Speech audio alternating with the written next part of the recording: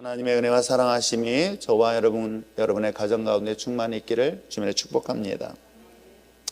이제 새해 시작하면서 이제 사도행전으로 돌아왔습니다. 사도행전의 이야기를 우리가 지난 해부터 쭉 살펴보면서 요한복음에 이어서 사도행전, 요한복음의 중심적 이야기는 예수님께서 물과 성령으로 거듭날 때 하나님의 나라를 볼 수 있으며 하나님 나라에 들어갈 수 있다는 말씀을 중심으로 해나요. 예수님께서 자신이 이 세상의 모든 사역을 마치고 죽음 이후에 보혜사를 다시 보내주시겠다 했으니 당시 예수님의 제자들, 2000년 전에 예수님의 제자들의 생각은 예수님을 대신하여 또 다른 누군가가 올 것이다 라는 기대와 달리 예수님이 말씀하셨던 보혜사는 바로 하나님의 영, 성령을 너에게 각자 주어질 것에 대한 이야기가 사도행전의 이야기이기도 합니다. 하나님의 나라가 즉 하나님의 거룩한 성령을 통해서 거듭난 자에게 하나님의 나라를 보고 하나님의 나라를 경험하고 하나님의 나라에 들어갈 수 있는 이야기가 요한복음에 이어서 사도행전으로 이어져 가고 있습니다. 그러기에 하나님의 나라인 보혜사 성령 우리에게 임하였을 땐 어떤 역사들이 일어나는가라는 것들은 사도행전 1장, 2장에서 계속되어져서 오늘까지 살펴보고 있는 것입니다. 특별히 바울은 오늘 본문에 기록되어 있는 것처럼 선교를 떠나게 됩니다. 세 차례의 선교 여행을 통해서 교회를 개척하고 복음을 전합니다. 그리고 그 교회를 말씀으로 잘 양육되어서 교회로서의 역할을 감당할 수 있도록 많은 사역들을 감당한 것이 사도행전의 이야기고 그 이외에 바울의 서신서를 통해서 알 수가 있습니다. 말씀드린 것처럼 사도행전, 하나님 나라가 세상 속에 세워져가는 그 과정들을 소개하고 있는데 그 교회를 세우는 과정에서 모든 것이 순탄하냐? 그렇지만은 않습니다. 하나님의 나라를 기대하고 믿고 소망하는 사람들, 모든 사람들이 그런 사람들만 있으면 얼마나 좋을까요? 그 속에서는 방해가 있습니다. 그 교회를 세워가는데 방해하고 거절하는 사람들의 이야기들이 계속되어지고 있습니다. 그런데도 불구하고 하나님께서 살아계셔서 하나님께서 우리 가운데 거하시는 놀라운 사건들을 소개하고 있는 것 또한 부정할 수 없는 내용이기도 합니다. 교회를 중심으로 하나님의 나라가 확장되어지는 그 과정, 그것은 2000년이 지난 지금도 계속되어집니다. 언제까지일까요? 예수님이 다시 오시는 그날 재림 때까지 이것은 계속될 것입니다. 그러나 여러분, 이게 하나님의 교회가 세워지는 것, 하나님 나라 확장되어지는 것을 결코 순탄치만은 않습니다. 그것은 방해하는 악한 영들의 싸움이 계속되어지기 때문이라는 것. 우리가 신앙생활 하는데도 보면 평탄하게 순하게 어려움 없이 신앙생활하는 사람이 있는가 하면 핍박을 통해서 또는 시험을 통해서 때에 따라서는 유혹을 통해서 신앙생활을 쉽게 할 것 같지만 결코 쉽지 않음을 우리는 아마 신앙생활을 해본 사람들은 모두 다 경험해 보셨을 것입니다. 자, 그러한 가운데 오늘 사도행전 17장은 바울이 1차에 이어서 2차 선교여행을 떠나는 가운데 이 본문에 기록된 이 데살로니가, 오늘날로 얘기한다면 지금의 그리스, 터키 바로 옆에 있는 그리스라는 나라, 여기가 바로 데살로니가라는 지역이기도 합니다.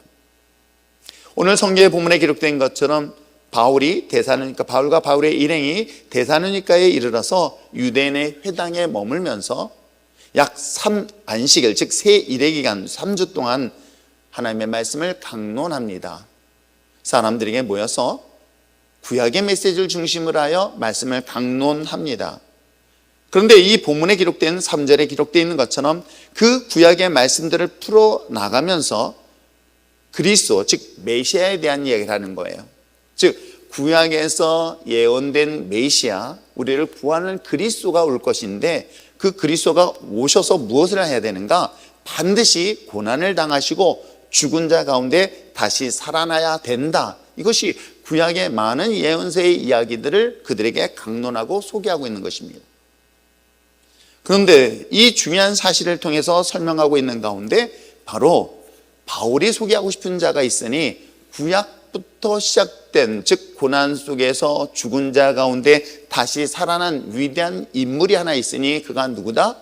예수 그리스도다 라고 이 사실을 이 데살로니가 교회들에게, 데살로니가 지역에 있는 사람들에게 선포하고 가르쳐 주었던 것이죠. 이와 같이 복음을 전하여 들었던 당시에 이방인들입니다. 그리스 사람들입니다. 오늘 성경에 기록되어 있는 것처럼 그들은 경건한 헬라인이라고 이야기합니다. 경건 헬라인이라는 것은 종교에 관심을 가졌던 당시의 이방 출신의 이 그리스 사람들이 그 바울의 소개하고 있는 예수에 대한 이야기를 듣고 어떻게 해요? 큰 무리들이 예수님의 복음을 받아들여서 바울을 따르게 됩니다. 오늘 성경 본문에서는 그들만 따른 것이 아니었었습니다. 심지어는 누가 오늘 4절에 보니 적지 아니한 귀부인들도 바울이 권하는 이 예수에 대한 이야기를 듣고 예수님을 믿고 바울을 따르는 일들이 이 데살로니가 교회에 일어나게 되었습니다. 여기까지만 하더라도 바울이 전하는 복음은 데살로니가 교인들에게 분명하게 큰 감동을 줬고 또 그들의 마음을 움직여서 예수님을 영접하고 예수님을 따르는 무리들이 생긴 건 사실입니다. 그런데 그곳에 또 다른 방해 세력이 있었던 것이겠죠. 오늘 성경 본문에 기록되는 5절에 보니 유대인들이라고 이야기하고 있어요. 같은 동족입니다.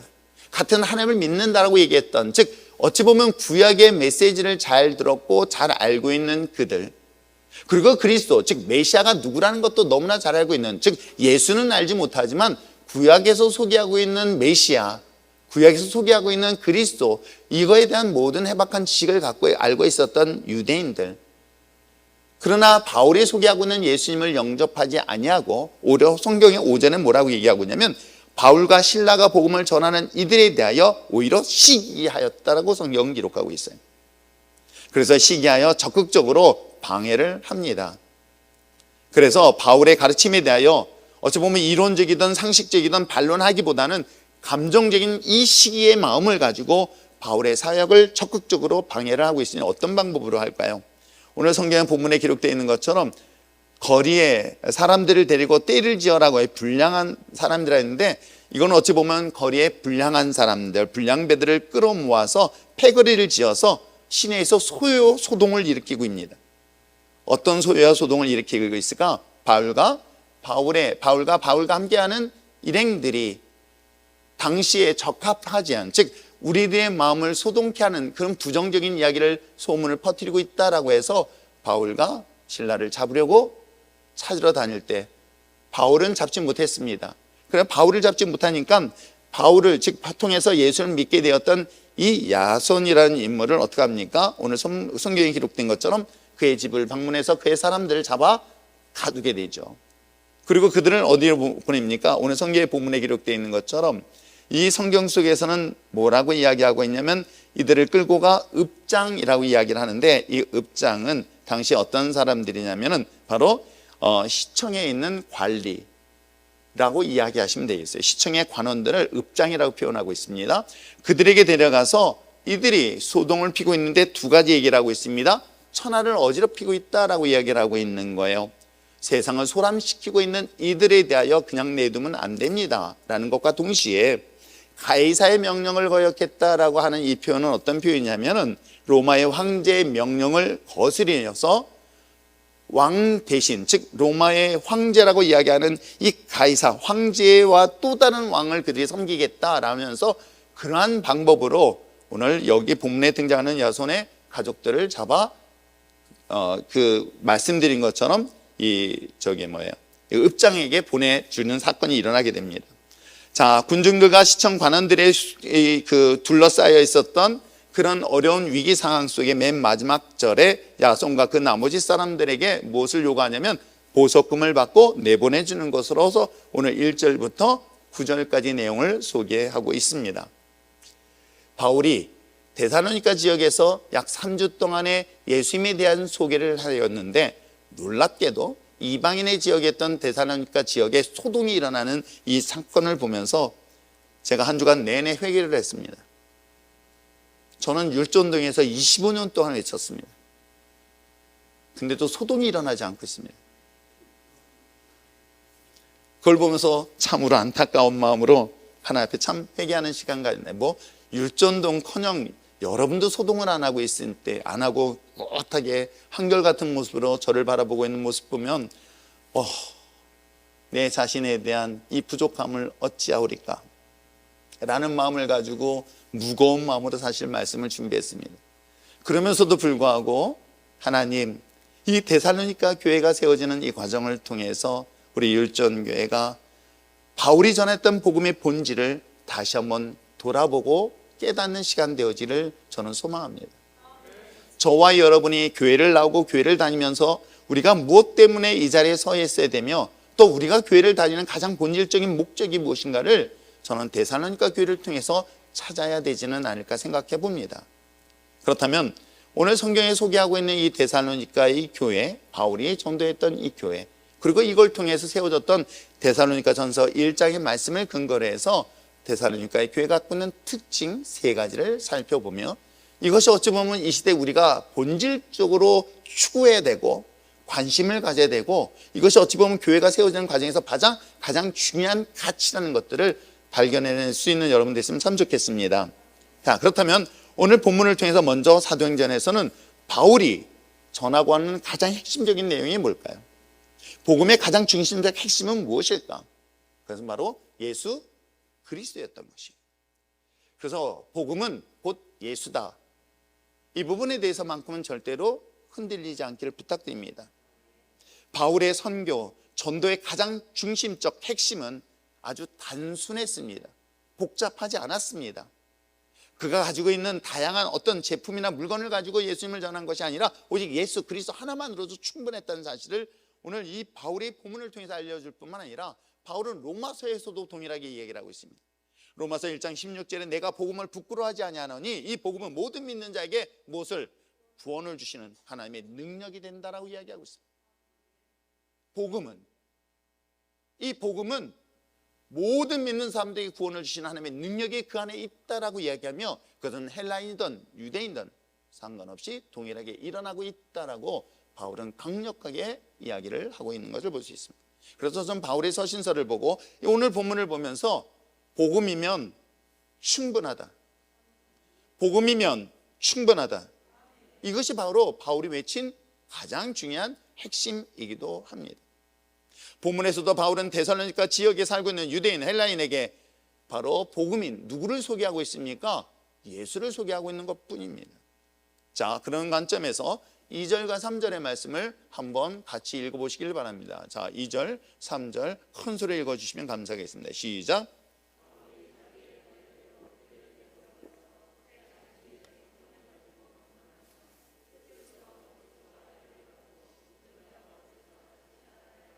증언하고 이르되 내가 너희에게 전하는 이 예수가 곧 그리스도라 하니. 그렇습니다. 바울은 구약의 그 예언된 메시지들, 특별히 예레미야서라든가 또는 이사야서 등등의 구약의 메시아에 대한 이야기들을 설명을 합니다. 앞으로 우리를 구원할 진정한 왕이 이 땅에 올 것이다, 우리 인생의 참된 구원자가 이 땅에 반드시 올 것에 대한 이야기가 오래전 구약의 전승에 통하여 우리에게 전달되었는데, 그분이 바로 예수다라고 소개하고 있는 것이 바울이 전하는 복음의 핵심이기도 한 것입니다. 그 메시아, 고난을 받으시고 죽은 자 가운데 반드시 살아나신 그분, 복음을 전함에 있어서, 우리가 전도를 함에 있어서 어떤 이론, 사상 또는 세상의 다양한 방법들, 때로는 어떤 구제를 통해서, 때로는 교제를 통해서 등등의 다양한 방법으로 우리는 복음을 전하려고 수없이 노력을 한 건 사실이기도 합니다. 그래서 전도하기 위해서, 선교를 가기 위해서 우리는 예수보다는 더 중요한 제품, 즉 전도용품은 뭘 구할 거에 대한 관심이 있지, 정작 예수를 우리 마음속에 확신을 갖고 있느냐라는 질문을 우리는 스스로 던져보아야 되지는 않을까요? 매주마다 복음을 전하며 예수님을 전하며 또한 전도하겠다고 우린 길거리에 나가지만, 내가 전도용품을 준비하는 가정에 있을지는 모르겠지만 전도용품보다 더 중요한 예수가, 오직 예수가 우리 안에 충만한 상태에 있으며, 또 내가 전하고자 싶은 것 또한 예수 그리스도를 전하는 것이냐라는 것에 대한 질문을 오늘 이 본문을 통해서 발견해야 되지는 않을까요? 바울의 손에 든 것은 오직 성경 하나였습니다. 바울에 들은 그 성경 하나로 누구를 소개하고 있습니까? 바로 우리를 진정으로 구원하실 분은 누구다? 예수 그리스도다라고 확신 갖고 설계를 하고 있는 것입니다. 오늘 사랑 성도 여러분, 저와 여러분 또한 이 자리에 나와서 듣고 또한 들어야 될 가장 중요한 것은 우리를 위하여 이 땅에 오셨습니다. 그리고 고난을 받으시고 그분이 나를 위하여 죽으셨습니다. 죽음으로 끝난 것이 아니라 그분이 나를 위하여 다시 부활의 생명을 얻었습니다. 그리고 그분은 다시금 승천하시면서 다시 보혜사 성령을 우리에게 보내주셨음을, 그리고 더 중요한 것은 다시 오시겠다는 재림의 약속을 믿고 우리가 오늘 이 자리에 서 있어야 되는 것이 마땅하지는 않을까요? 예수님이 날 위하여 죽으시고 부활하셨고 또한 다시 오심에 대한 이 보혜사 성령님의 내 안에 확정된 이 믿음을 가지고 이 자리에 나와야 되고, 이 자리에 나와야 될 본질적인 목적 또한 여기에 있어야 되지는 않을까요? 사랑 성도 여러분, 여러분은 정말 여러분의 인생의 진정한 모든 문제의 해결의 답은 어디로부터 출발해야 될까요? 오직 예수 그리스도가 인생의 답이다.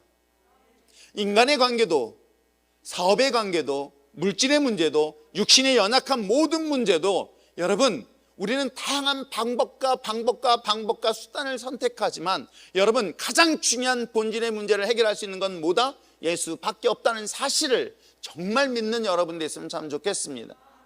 예수면 충분합니다.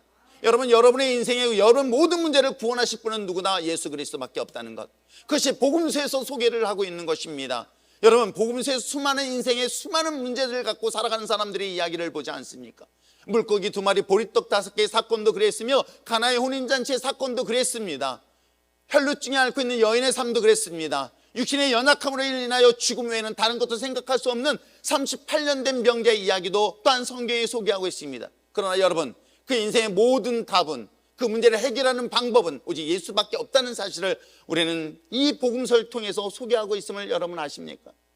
그렇습니다. 데살로니가 교회를 보면서 바울은 그들에게 전했었던 것은 바이블이었으며, 바이블 속에 속해 있는 바로 예수 그리스도가 바로 그들의 삶을 변화시켰다고 여러분 믿으신다면, 오늘 저와 여러분, 여러분의 인생에서 참된 예수 그리스도가 우리 인생의 참된 주인으로, 내가 만나야 될 대상 또한 예수 그리스도임을, 여러분의 인생의 모든 문제 해결 구원할 분은 오직 예수 그리스도라는 이 복음의 본질적 질문 앞에 여러분의 기꺼이 답을 할 수 있는 저와 여러분 되시길 부탁드립니다. 또 하나 볼 수 있는 건 뭘까요?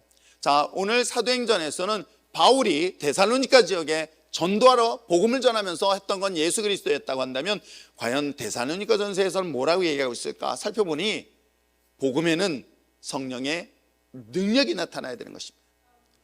따라하십니다. 복음은 성령의 능력이다. 그렇습니다.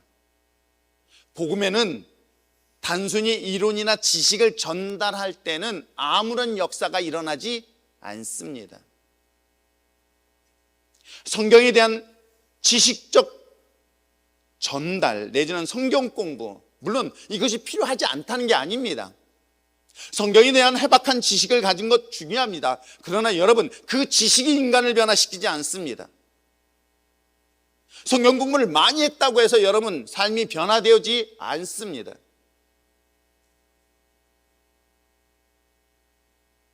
신학을 하고 목회자가 됐는데도 불구하고 여전히 삶이 변화되지 않는 사례들을 우리는 수없이 목격하는 것 여러분 아십니까? 그래서 저는 바울이 복음을 증거했었을 때 복음의 증거가 가장 중요한 이유는 그 복음의 능력이 그 안에 있었기 때문이라는 것을 확신하고 있었기 때문입니다. 바울의 복음의 능력을 경험했기 때문에 자신이 변했습니다. 복음의 능력을 경험한 그가 삶의 변화가 일어나서 그는 외칠 수 있었던 힘이 되었던 것이죠. 그렇습니다. 복음의 핵심 가치는 결국 성령의 능력을 통해서 그의 삶에 변화를 주는 것이다. 본문에서 바울은 오직 예수 그리스도의 복음을 가지고 데살로니가 교회를 향하여 접근했고 전달했습니다. 이때 경건한 헬라인 수큰 무리들이 그리고 적지 않은 귀부인들이 예수님을 따르고 예수님을 믿고 예수님을 믿었을 뿐만 아니라 그 어떤 핍박 속에서도 여전히 예수님을 믿을 수 있었던 것은 무엇 때문인지 아십니까? 그것이 바로 능력이 그 안에 있기 때문에 가능하다는 것 잊지 마시길 부탁드립니다. 이것을 데살로니가전서 1장 5절에 소개를 하고 있습니다. 자, 1장 5절 말씀을 한번 볼까요? 5절 말씀 읽겠습니다. 시작. 이런 것이 아니라 또한 능력과 성령과 큰 확신으로 된 것이라. 우리가 너희를 위하여 어떤 사람이 된 것은 너희가 아는 바와 같으니라. 아멘. 그렇습니다. 바울의 복음을 전한 것은, 여기서 말이란 것은 이론을 말하는 것입니다. 예수 믿으라고 외치는 건 말로 할 수도 있을 것입니다. 그런데도 불구하고 이 말이 아닌 바로 성령의 능력으로, 오늘 성경에 기록되어 있는 것처럼 성령의 능력으로 권세를 가지고 하나님의 놀라운 역사 속에서 변화되어진 것에 대한 이야기를 하고 있는 것이죠. 성령의 능력과 큰 확신, 이 변화는 결국 이방 출신 사람들조차도 예수님을 믿고 그 핍박 속에서도 예수님을 따르는 배경이 되어 오는 것을 성경은 끊임없이 소개를 하고 있는 것입니다. 복음의 핵심, 그 중심은 예수 그리스도입니다. 그러나 예수 그리스도를 받고 예수 그리스도를 전하는 자에게 있어서는 그 복음의 핵심인 예수 그리스도를 전할 수 있는 성령의 능력, 이 성령의 능력으로만이 복음을 받아들이고 복음을 전할 수 있음을 성경은 우리에게 소개를 하고 있는 것이죠. 예수 그리스도를 믿음으로 우리는 한 가지 분명한 사실은 천국과 지옥이 결정되어 있습니다. 이것은 성령의 능력으로만이 가능하다는 사실은 물과 성령으로 거듭난 자만이 하나님의 나라를 갈 수 있음을 예수님이 말씀하셨기 때문은 아닐까요? 사랑하는 성도 여러분, 오늘 정말 저와 여러분이 복음의 본질인 예수 그리스도, 그분을 만나기 위한 성령의 능력을 가지고 저와 여러분의 삶에 놀라운 변화와 능력을 삶 속에 적용해 나가며 살아갈 수 있는 저와 여러분 되시길 부탁드립니다. 마지막으로 볼 수 있는 것은 무엇일까? 이 복음의 핵심은 바로 예수 그리스도이고 그것이 성령의 능력으로 연결되어진다면 어떤 일들이 일어날까요? Changing me, 변화가 반드시 일어나게 되어 있습니다. 이 변화를 또 다른 표현으로 한다면 거듭난 born again이라고 얘기할 수 있어요. Change, born again 같은 의미이기도 합니다. 예수님을 믿고 예수님을 믿는데 변하지 않는다, 다시 한번 점검해 보시기를 바랍니다. 복음을 받아들이고 복음을 인하여 예수 그리스도여 내가 인격적으로 주님을 만나고 성령의 능력을 경험한 사람이라고 한다면 우리는 이전 것은 지나갔으니 보라 새 것이 되었다는 새로운 피조물의 역사를 반드시 경험하게 될 줄 믿습니다. 그래서 저는 거꾸로 항상 생각을 해봅니다. 열매가 있느냐? 그럼 열매가 없다 한다면 그 열매가 없다면 너의 갖고 있는 성령이 바르게 되어 있느냐? 정말 하나님을 믿느냐? 믿느냐 않는 삶을 살아야 되는데 살지 않는다면 그 이유가 무엇 때문일까? 그 믿음이 없는 것일까? 믿음이 적은 것일까? 이와 같이 역으로 생각해 볼 때가 상당히 많이 있듯이 내가 알고 있다고 한다면 정답을 쓰는 건 당연한 것입니다. 근데 정답을 쓰지 못하는 것은 내가 안다고 착각하고 있는 것은 아닐까? 내가 예수님을 믿는다고 한다면 당연히 삶의 변화가 일어나야 되는데 변화가 되지 않는 이유는 내가 믿는다고 착각하고 있는 것은 아닐까를 저는 이 시대에 우리가 스스로 점검하고 돌아봐야 되지는 않을까요? 변하지 않는 것은 그는 복음이 능력이 없는 것이 아니라 우리 안에 복음이 없기 때문은 아닐까요? 복음의 능력이 없다는 것은 곧 내 안에 예수가 없는 것이 아닐까요? 여러분, 데살로니가 교회, 이 교회에 대해서는 어떤 식으로 소문이 났냐면 자신만이 아니에요. 주변에 있는 모든 주변의 지역에서, 즉 마게도냐라든가 또는 뿐만 아니라 아가야까지도 이 데살로니가 교회에 대한 소문이 나기 시작했습니다. 어떤 소문이 났을까? 1장 8절의 말씀에 이렇게 이야기하고 있습니다. 데살로니가전서 1장 8절, 주의 말씀이 너에게로부터 마게도냐와 아가야에만 들릴 뿐 아니라 하나님을 향하는 너의 믿음의 소문이 각처에 퍼졌으므로 라고 이야기를 하고 있는 거예요. 데살로니가 가지고 있는 그들의 신앙의 모습에 주변에 있는 사람들로부터 그들이 예수님을 믿어 그들의 믿음에 대한 소문이 퍼지기 시작한 거예요. 어떤 믿음이? 변화된 삶의 모습들을 보면서. 그것이 바로 데살로니가 교회에 대한 이야기이기도 합니다. 여러분 스스로가 한번 점검해 보시고 옆에 있는 분 한번 보시길 바랍니다. 과연 믿음을 우리가 어떻게 할 수 있을까요? 저 사람은 믿음이 있어, 저 사람은 믿음이 없어 라는 것을 아주 기본적으로 구분할 수 있는 방법이 뭘까요? 물론 영빨이 세면 보입니다. 믿음이 있는지 믿음이 없는지 제가 다 보여요. 아닙니다. 그랬더니 또 갑자기 무서워. 그러지 마십시오. 그런데 여러분, 한 가지 분명한 사실은 믿음을 가지고 살아가는 사람에 있어서는 왜 사람들이 그 사람의 믿음이 있다 없다를 구분할 수 있을까요? 그건 삶의 변화 때문에 그런 거예요. 모습의 변화가 있었기 때문에, 그 모습의 변화 때문에 우리는 그 사람을 믿음이 있구나 없구나라고 우리가 기본적으로 물론 외식할 수는 있어요. 경건한 모습을 가질 수 있어요. 그런데 여러분, 그건 오래가지 않아요. 사람들에게 거짓의 모습은 순간 그 사람의 믿음이 있어 보이는 것처럼 보일 수 있어요. 그러나 시간이 지나면 그 모습은 반드시 드러나게 되어 있다 없다? 있습니다. 좀 더 깊이 들어간다면 내가 믿음이 있습니다. 예수 그리스도 통한 구원의 확신이 있습니다. 그리고 예수의 생명이 있습니다. 그건 삶에 무엇으로 나타나는 줄 아십니까? 증거로, 열매로 나타나는 것입니다. 마치 무화과 나무에 잎은 무성합니다. 그런데 그 안에 아무 열매 없는 그 예수님이 저주받은 이 비유의 이야기를 여러분은 기억하실 것입니다. 겉의 모양은 믿음이 있어 보이지만 그 삶에 아무런 열매 없는 것을 누가? 하나님이 분명히 보시고 예수님이 아시고 그에 대한 저주는 반드시 이루어지고 있다는 것을 우리는 성경을 통해서 분명히 알 수가 있게 되어 있습니다. 믿음이라는 것은 구호나 말이 아닙니다. 성경의 지식을 많이 갖고 있다고 해서 그 사람이 정말 믿음이 있다고 누가 감히 판단할 수 있을까요? 삶을 살아내는 것을 보면서 알 수 있습니다. 그 상황 속에서, 저런 상황 속에서, 저런 환경 속에서 주님을 믿을 수 있으며, 또 한뿐만 아니라 그 환경과 상황 속에서도 감사할 수 있으며, 용서할 수 있으며, 사랑할 수 있는 그 모습 보며 우리는 그 사람의 믿음이 있구나라고 우리는 분별해 보지는 않을까요? 여러분, 삶의 변화가 없는 것은, 여러분, 그것이 정말 오늘 성경 속에 기록되어 있는 것처럼 그의 믿음에 대한 이 사실을 다시 한번 정말 진지하게 고민해 봐야 될 것입니다. 왜? 저는 오늘 이 본문에 보면서 왜 마게도냐 교회가, 왜 이 데살로니가 교회가 마게도냐를 중심으로 한 주변에 있는 나라부터 왜 그들에게 믿음이 있다라고 이야기하는 중요한 이유가 사실은 9절에 기록되어 있기 때문에 그렇습니다. 자, 9절 말씀 한번 읽어볼까요? 9절 말씀 읽겠습니다. 시작. 다시 한번 큰 소리로. 자, 시작. 야손과 그 나머지 사람들에게 보석 잠깐만. 놓아주니라. 데살로니가예요. 데살로니가 1장 9절. 자, 데살로니가 1장 9절 읽겠습니다. 시작.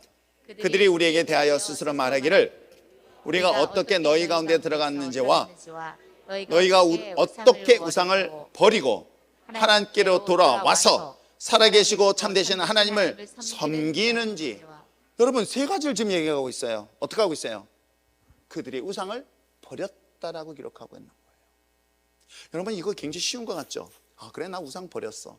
그런데 여러분, 2000년이 지난 지금 현대 2023년도 살아가고 있는 여러분의 우상은 누구입니까? 여러분, 유대인의 역사를 보면 단 한 번도 하나님을 떠나지 않았습니다. 단 한 번도 하나님을 거스리지 않았습니다. 근데 중요한 거는 하나님도 섬기고 바알과 아세라를 섬겼던 것 뿐이에요. 왜요? 오늘날 우리는 종교를 구분하기 위해서 이것도 종교고 저것도 종교라고 하지만, 여러분 잘 생각해 보세요. 우리 문화 속에서 자연스럽게 종교와 연결되어져 있는 그런 문화들이 되게 많이 있습니다.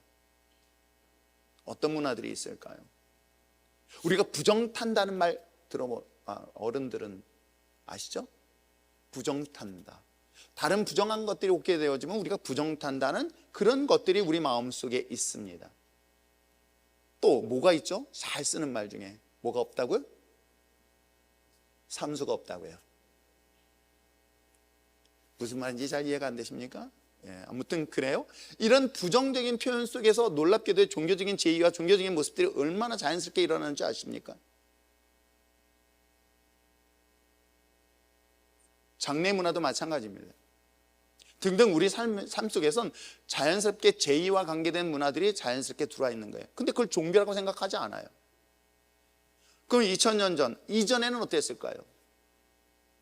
그래, 이분이 하나님이셔. 근데 하나님이신데 하나님 밑에 이 농사를 짓는 사람을 전담하고 있는 신이 있을 거야. 그래, 농경을 전담하는 신. 그래서 이 신을 어떻게 잘 섬기면 농사가 잘 돼. 그게 바알신이에요. 왜? 하나님은 보니까 농사하고는 관계가 없는 분이셨거든. 아무리 생각해도 40년 동안 광야길을 가면서 하나님이 농사를 짓게 하지는 않으셨어. 만나와 메추라기를 아침 주셨지만은, 반석을 쳐서 물을 솟아나게 하시는 하나님의 역사를 봤지만, 이게 하나님의 전공이라고 생각했던 거예요. 그러던 그들이 그 가나안 땅에 도착해 보니, 그들이 섬기고 있는 신을 보니, 우와, 농사를 잘하네. 아, 그들의 신을 섬기면 라는 그런 마음들이 그들 속엔 자연스러웠던 거예요. 그래서 여러분, 이스라엘 역사 속에는 단 한 번도 하나님을 떠나지 않았다. 그들은 하나님도 섬기고 우상도 섬겼다. 이런 특징이 있었어요. 그럼 오늘날 우리는 어떨까요? 정말 하나님을 사랑한다 하면서도 정말 여러분들이 하나님만 사랑하고 있는가? 성경은 분명히 하나님도 사랑하라고 얘기하지 않아요. 하나님만 사랑하라고 얘기했어요. 그런데 우리는 하나님도 사랑하고 또 사랑해요. 하나님만 두려워하는 게 아니었습니다. 여러분 마음속에 두려움의 대상은 하나님만일까요? 아니에요. 환경과 상황이 또 다른 여러분의 삶의 두려움으로 다가오고 있는 것은 아닐까요? 여러분 자연스럽게 나도 모르게 하나님 외의 것에 대한 우상이 내 삶을 지배하고 있음을 자연스럽게 발견하게 되는 것이죠. 그런데 놀랍게 데살로니가 교회, 그들은 오랫동안 그들의 삶을 지배했던 종교를 버린다는 건 여러분 쉽지 않아요. 여러분이 정말 스스로가 생각했던, 정말 존경하고 사랑했던 그 사랑의 대상을, 그것이 물질이든 사람이든 자녀든, 그걸 내려놓는 게 쉬울까요? 쉽지 않습니다. 그런데 놀랍게 데살로니가에 대한 소문이, 믿음에 대한 소문을 들었던 건 뭐예요? 그들은 우상을 버렸다. 그리고 어떻게 했다? 하나님 앞에 돌아섰다는 거예요. 이게 바로 회개라는 단어인 거예요.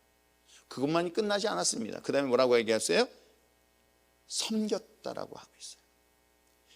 하나님보다 더 두려운 존재, 하나님보다 더 사랑하는 존재, 우선순위에 대한 모든 존재를 내려놓고 그 우선순위를 하나님 앞에 둘 수 있는, 그건 여러분 선택의 순간을 보면 분명히 알 수 있습니다. 하나님보다 더 의지하고 사랑했던 그 존재가 또 다른 우상인데 그것을 내려놓을 수 있을까? 하나님은 여러분에게 그런 질문합니다. 너 우상을 버리고 나 따를 수 있니? 예 라고 대답할 거예요. 혹시 여러분 우상 섬기겠다고 이 자리에 손들 사람, 제가 한번 질문해 볼까요? 자, 우상 섬기겠다. 이럴 때 괜히 얼굴 쪽에 손 올리지 마시고요. 아마 한 명도 없을 거예요. 단 한 명도 우상 섬기겠다는 사람은 없을 거예요. 그런데 선택하는 순간을 보면 알아요. 그것도 주일 예배와 다른 약속, 이것만 해도 바로 알 수 있어요. 중요한 물질의 약속이 있는 거예요. 하나님은 아브라함에게 독자 이삭을 모리아산에 번제물을 드리기 전에, 야 아브라함아, 이제부터 시험할 거야. 너가 날 사랑하는지 나를 경외하는지 시험하기 위해서 너의 독자 이삭을 저 모리아산에 가서 바쳐라 라고 하나님 하지 않았어요. 어느 날 하나님은 아브라함에게 나타나서 밑도 끝도 없이 네 아들 독자 이삭을 나의 번제물로 드려라. 이 말을 들었던 아브라함은 얼마나 황당할까요? 그런데도 불구하고 아브라함은 그 하나님의 명령에 따라서 자신의 독자 이삭을 모리아산, 즉 3일 길의 그 먼 길까지 가서 그 아들을 번제물로 드립니다. 그때 주님께서 막으십니다. 비로소 너가 나를 경외하는 줄 알았다고.